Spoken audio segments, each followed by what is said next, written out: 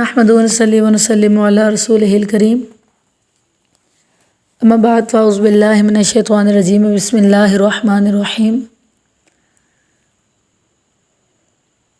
نبی مکرم صلی اللہ علیہ وآلہ وسلم نے فرمایا کہ جس میں وسعت ہو اور وہ قربانی نہ کرے وہ ہماری عیدگاہ کے قریب ہرگز نہ آئے۔ حضور صلی اللہ علیہ وآلہ وسلم نے فرمایا کہ جو پیسہ عید کے دن قربانی میں خرچ کیا گیا ہو اس سے زیادہ کوئی پیسہ پیارا نہیں۔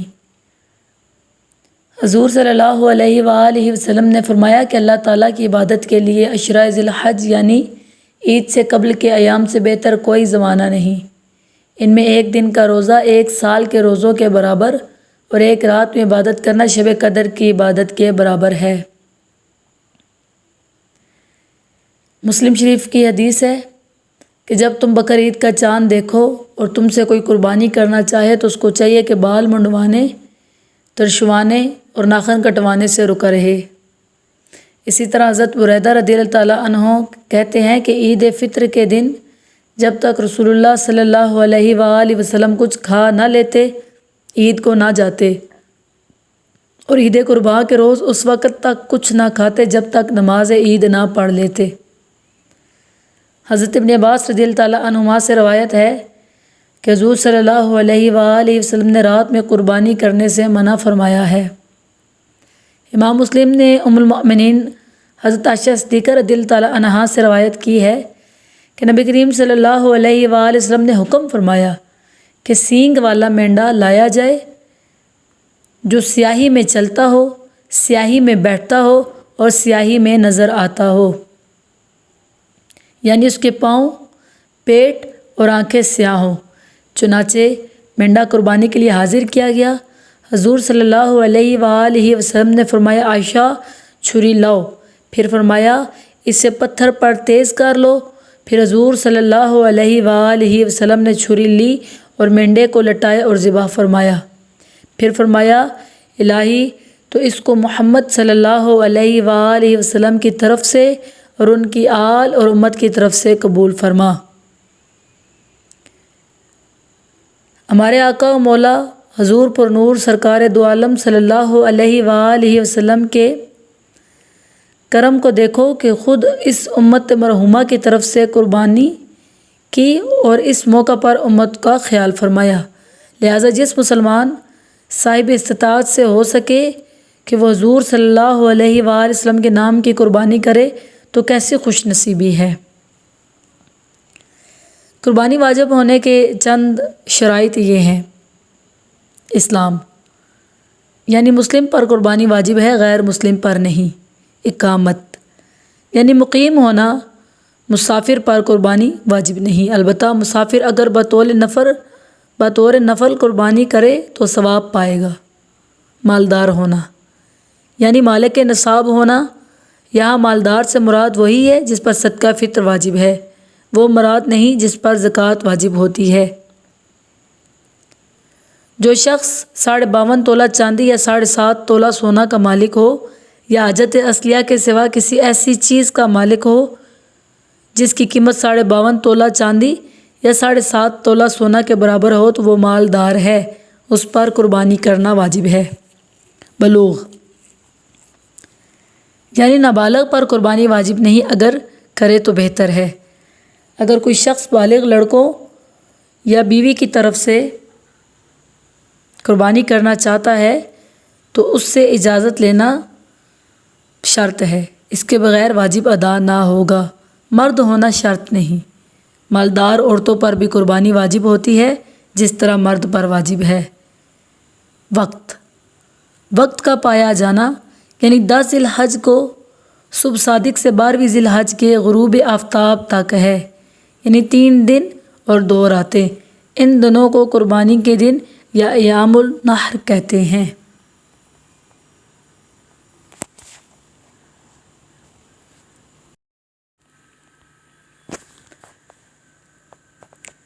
شہر میں قربانی کی جائے تو شرط یہ ہے کہ نماز عید کے بعد ہو، لہٰذا نماز عید سے قبل قربانی نہیں ہو سکتی۔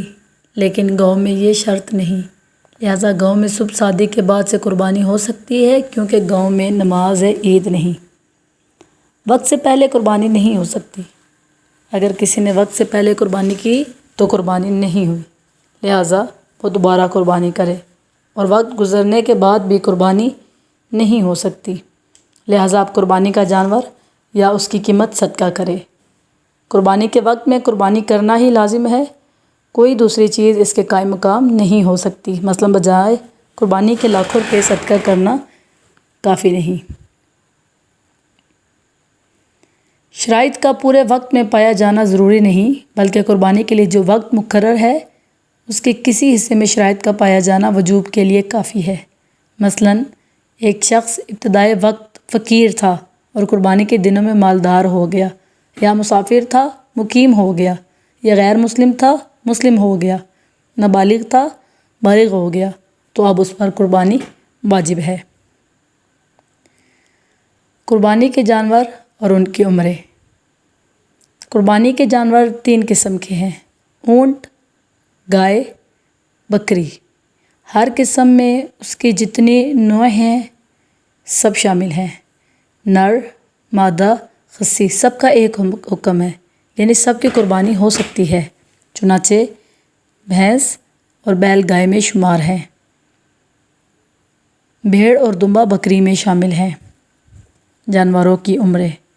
قربانی کے جانوروں کی عمریں یہ ہونی چاہیے: اونٹ 5 سال، گائے 2 سال، بکرا یا بکری 1 سال۔ اس سے کم عمر ہو تو قربانی جائز نہیں، زیادہ ہو تو جائز ہے بلکہ افضل ہے۔ البتہ دمبا یا بھیڑ کا 6 ماہ کا بچہ اگر اتنا فربا ہو کہ دور سے دیکھنے میں سال بھر کا معلوم ہو تو اس کی قربانی جائز ہے۔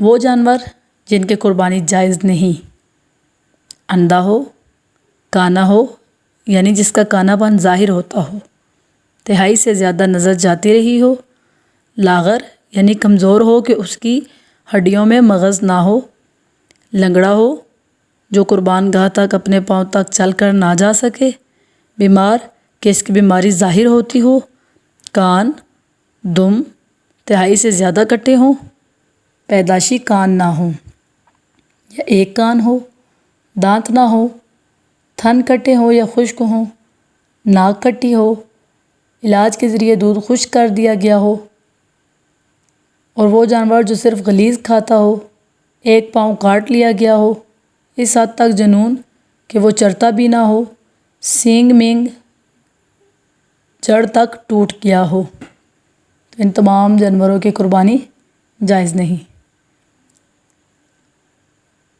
ان جانوروں کی قربانی جائز ہے۔ بھینگا ہو جس کی نظر تہائی یا تہائی سے کم جاتی رہی ہو، جس میں معمولی جنون ہو یعنی چر لیتا ہو، جسے خارش ہو مگر فربا ہو، دم یا کان تہائی یا اس سے کم کٹے ہوں، کان چھوٹے ہوں، خصی ہو، بھیڑیا یا دمبے کی اون کاٹ لی گئی ہو، داغا ہوا ہو جس کا دودھ نہ اترتا ہو، گائے یا اونٹنی کا صرف ایک تھن بذریعہ علاج خشک کیا گیا ہو، لنگڑا جانور جو چلنے میں لنگڑے پاؤں سے مدد لیتا ہو، جس کا سینگ مینگ سے کم ٹوٹا ہو، تو ان سب صورتوں میں قربانی جائز ہے۔ گائے اور اونٹ میں 7 آدمی شریک ہو سکتے ہیں، لیکن شرکا میں سے اگر کسی شریک کا حصہ 7ویں سے کم ہو تو کسی کی قربانی نہیں ہوگی، ہاں 7ویں حصے سے زیادہ کی ہو سکتی ہے۔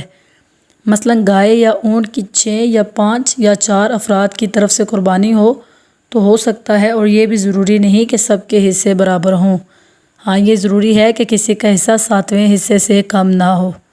گائے یا اونٹ کے شرکا میں سے کوئی ایک بھی کافر یا بے دین یا بد مذہب ہو، یا ان میں سے کسی کا مقصود قربانی نہیں بلکہ گوشت حاصل کرنا ہو، تو کسی کی قربانی نہیں ہوگی۔ وما علینا الا البلاغ المبین۔